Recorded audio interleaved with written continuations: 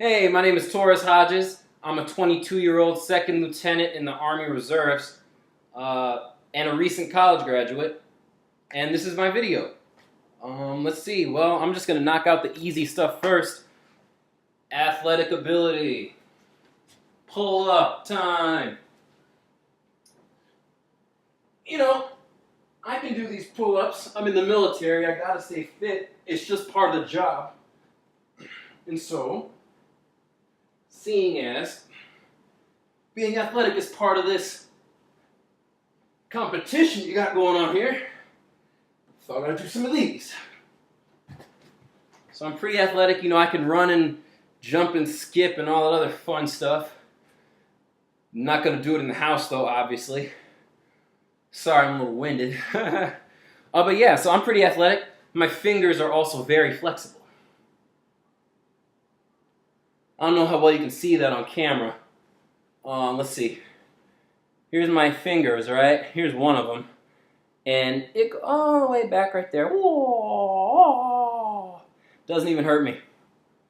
Backstory is, in a nutshell, one day when I was in, third grade, my friend came up to me crying his eyes out saying the bully had bent his fingers back all the way to touch his wrist. And he was crying his eyes out. And, I don't know what made me think this, but my logic was, well, I don't want that to happen to me one day, so I'm just going to fool the bully and stay one step ahead. And so when I was bored in class, I just started bending my fingers back and trained the flexibility. That's all it really is. And so now I can do all my fingers. It started with this finger, but I can bend all of my fingers back to touch the back of my hand on both hands. Aww. But yeah, let's see.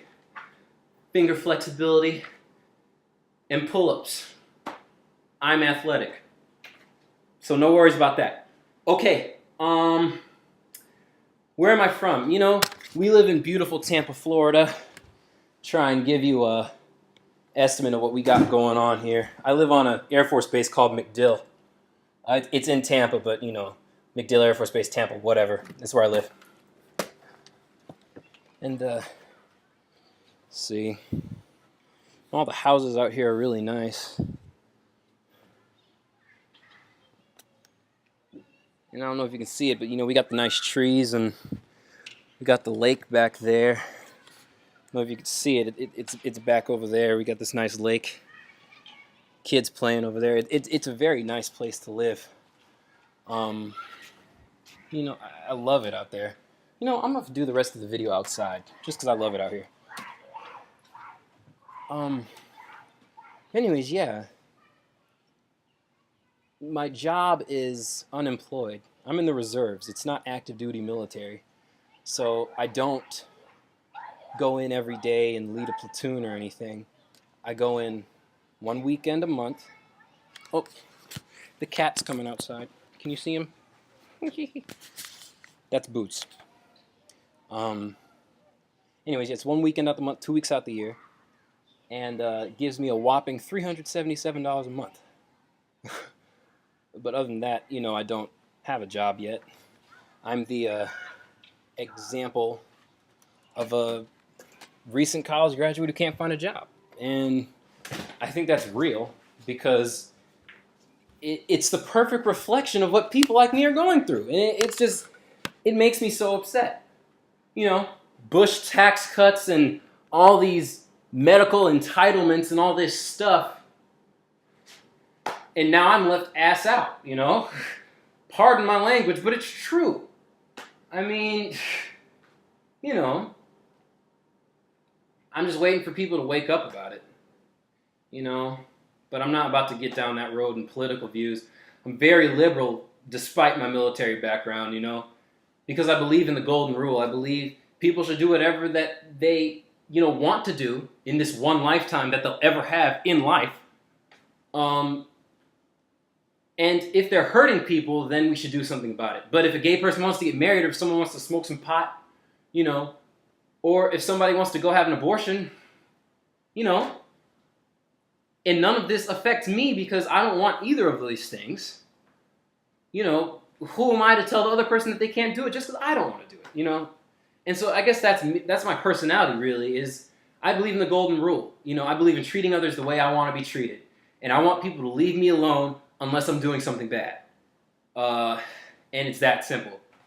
The problem I have is when people get so zealous in their religions, or they get so they think that their opinions are facts. You know, people like that, people who think that Christianity is the only road to salvation. You can believe that for yourself personally, but you can't believe it for somebody else. And it's the people who believe that for other people that I have a problem with. I don't have a problem with anybody. I don't have a problem with Christians. I don't have a problem with gays. I don't have a problem with stoners. I don't have a problem with people who do crack.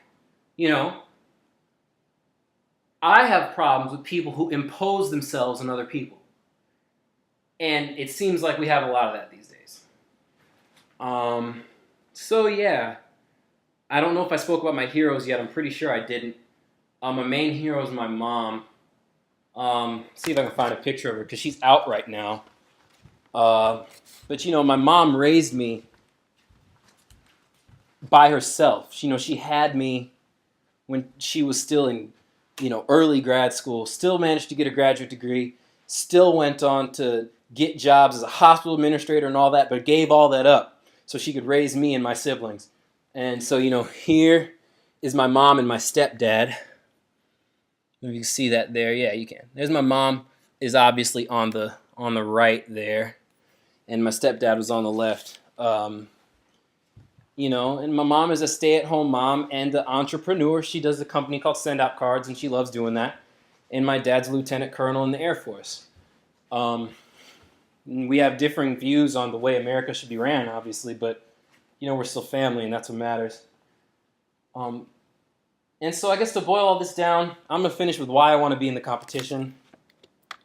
Well, for starters, I want to be a part of something, you know, that's interesting and unique, that matters. I want to be on this TV show because it looks exciting. You know, I want the challenge. I want to test myself. What can I do? You know, I don't believe in competition. I just believe in me and the finish line. I want to see if I can reach that finish line first. I think I can, but I want to test myself, because you don't know unless you do it. And, you know, I'm not going to lie. Having the money would be nice, you know, get aside from the obvious reasons of having money, but I want to start an artist collective, you know, for people like me who are artists but need an outlet to express themselves in. You know, I feel like there's a lot of artists out there like me who are good and have this calling inside, but, you know, you can't go out and pursue art freely like that because, well, you could, but you would end up like a starving artist. And nobody wants to be like that. I want to have bread on the table. That's why I serve Uncle Sam. You know? I mean, I want to be able to still eat.